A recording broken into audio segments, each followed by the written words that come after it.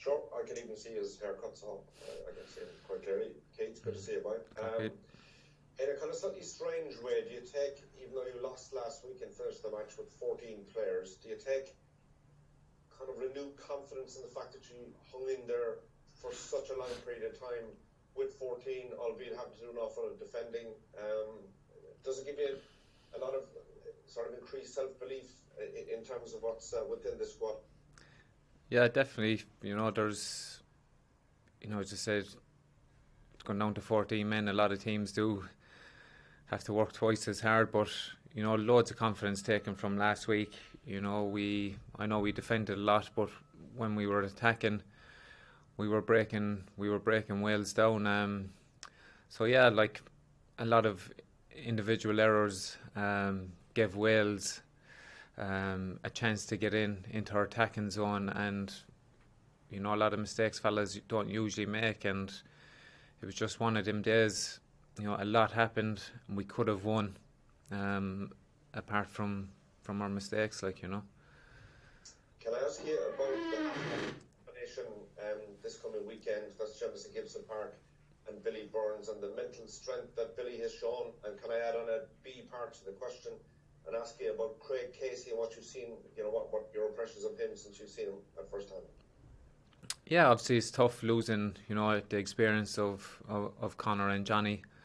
But like the two lads stepping in, as you said there, Billy's been flying it with Ulster. He's settled in well in the squad. He's popular in the squad, and everyone backs him because he's an unbelievable talent. Of course, he's disappointed with last week and that kick, but that's sport, and it doesn't happen too often, especially if Billy and Jameson is cool as a breeze.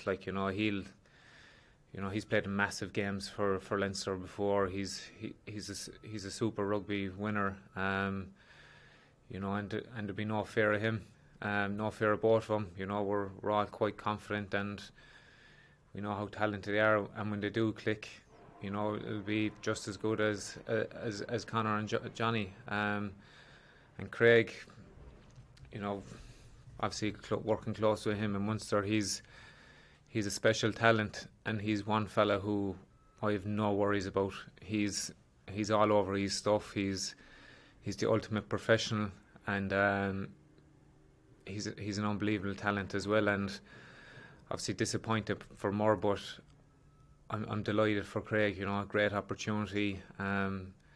Massive test for him. His first cap. Hopefully he comes on. And he'll add spark. He'll add his own unique style of play to us, which can only help us, no doubt. Good man, thanks. Good to see you, man. Cheers, Corky. Hi, Keith. Sinead here in Virgin Media. You're actually winning your 90th cap on Sunday. Congratulations. You've been part of loads of setups, but this week has this been particularly disruptive? Especially, Andy was saying there, it wasn't that long ago that Conor Murray was ruled out. Just with all the leaders, the captain, vice captain, Munster captain. Yeah, I suppose we've been there before in the World Cup in 2015. The squad Andy has built, I know there's a lot of young lads in here now, and it's obviously his hand was forced, and he's to give a lot of young lads an opportunity, and it's the Six Nations. It's massive competition. Obviously the leaders is going to be massive, but it's a great chance for other fellas to become leaders as well, and put their hands up for the future, and the squad is building for the future. Yeah, you touched on it there. When you don't have that comfort blanket of all the experience, let's say, that Johnny and Conor have, what's the ripple effect of that on the rest of you? Yeah, there's a lot of, I know the lads have been captains and vice captains. There's leaders all over the pitch in their own way. Some fellas lead by action, some fellas will speak. So there's no lack of leadership. Hendy coming in now to captain the squad. He's done an unbelievable job with Ulster. He's an intelligent captain. He's constantly thinking, and we're not one bit worried. You know, we knew it was going to be a massive test, and you know, it still is going to be a massive test, and you know, it's a sink or swim now for a lot of fellas, and you know, that's the challenge that's ahead of us. Hi Keith, when we were talking to Johnny before the Wales game, he actually came across as if he was a young lad making his debut with this fierce enthusiasm for Six Nations rugby and international rugby. How is it for you, you know, going back to your debut in 2008, how do you retain that enthusiasm, or how does it feel now? How excited are you about this game compared to when you're about to make your debut? Yeah, the excitement is right up there. I'm genuinely excited about this squad. I'm very excited about the style of play we're playing under the coaches as well, you know, and you see last week, you know, I think people seen a different side to us. They've seen a massive difference even from last year and November. So the excitement for that alone is brilliant. But yeah, 90 caps. You know, Sinead said there, you know, it goes like a blink of an eye.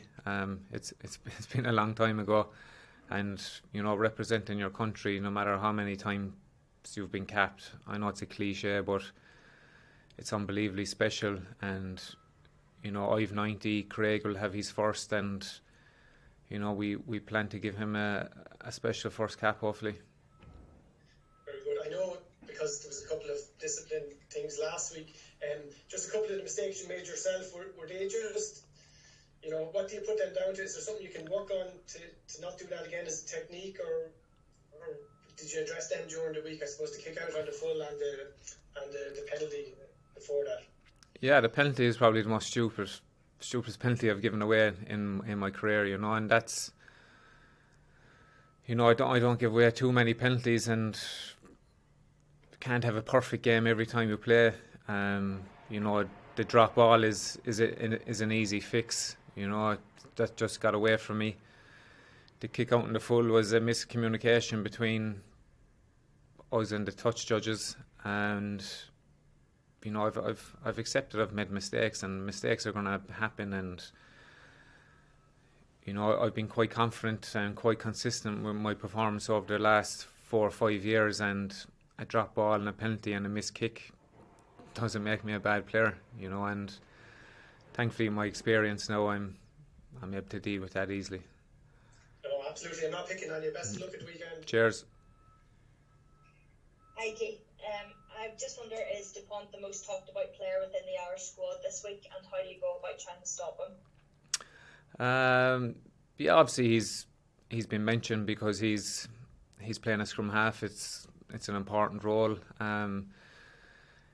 You know, he's the general of their team, but you know, we speak about him as a unit. You know, because one fella, I know he's a special talent, but you know, it's the lads around him as well who make him look good. You know, he's obviously scored a lot of tries, trailing up field from a lot of breaks from the players around him. So we haven't spoken